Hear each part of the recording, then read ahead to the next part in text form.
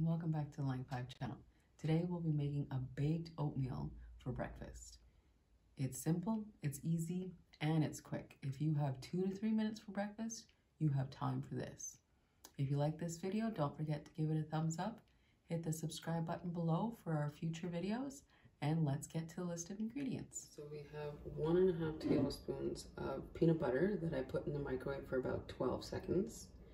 We have 1 tablespoon of maple syrup, 2 tablespoons of chocolate chips, half a teaspoon of baking powder, 4 tablespoons of oat flour, and 3 tablespoons of unsweetened almond milk. Okay, so you're gonna grab your peanut butter and add in your maple syrup, as well as the almond milk. And then give that a good mix together. And then you'll take your oat flour and add your baking powder to that. And simply with just using a fork, just give it a good mix together.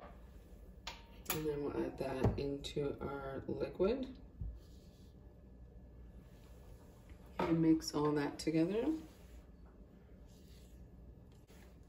And you're gonna add about half of your chocolate chips right to the mixture. And mix that in.